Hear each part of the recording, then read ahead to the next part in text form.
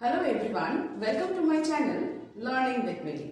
আজকে আমরা দেখে নেব প্রেজেন্ট পারফেক্ট টেন্সের ব্যবহার।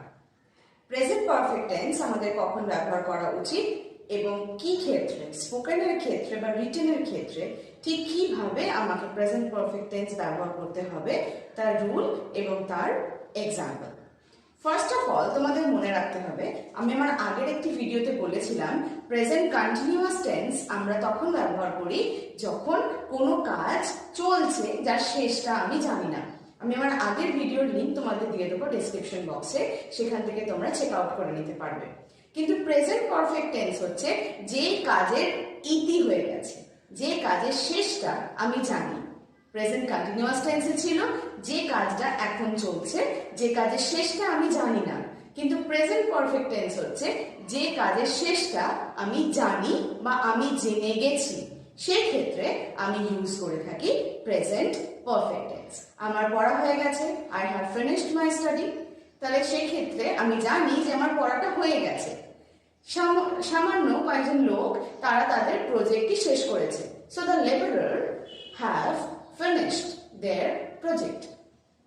সেক্ষেত্রে তাদের প্রজেক্টটি তারা শেষ করেছে, তার মানে তারা তাদের কাজের শেষটি জানে। তার মানে যে কাজের শেষটি আমি জেনে গেছি, যেটি ঘটেছে, আছে, এই সমস্ত সেন্টেন্সগুলো বোঝায়, সেক্ষেত্রে আমি ব্যবহার করে থাকি present perfect tense. Present perfect টেন্সের রুল কি?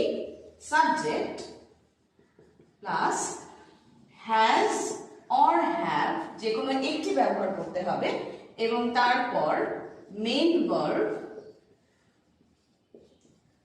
তার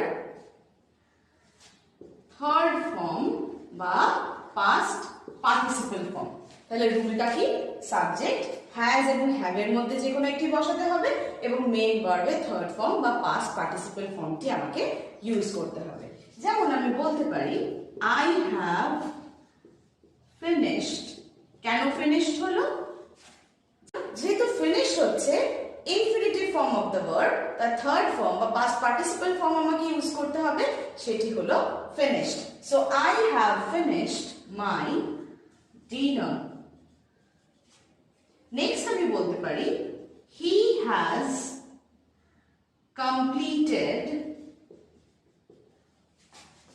his study। আরেকটি বলতে পারি they have done their homework। তাহলে আমি বলতে পারি I have finished my dinner, he has completed his study, they have done their homework। প্রত্যেকটি সেন্টেন্সকে আমি নেগেটিভ করতে পারবো অ্যাজ ওয়েল অ্যাজ ইন্টারোগেটিভও করতে পারবো প্রেজেন্ট পারফেক্ট টেন্সের ক্ষেত্রে। যেমন I have finished my dinner, I have not finished my dinner। He has completed his study, he has not completed his study। They have done their homework, they have not done their homework। Interrogative করার জন্য কি করতে হবে? Similarly যেভাবে interrogative হয়, has or হ্যাভটাকে আমাকে beginning এ আনতে হবে। আমি বলতে পারি have you finished your dinner, has he completed his study and have they done their homework.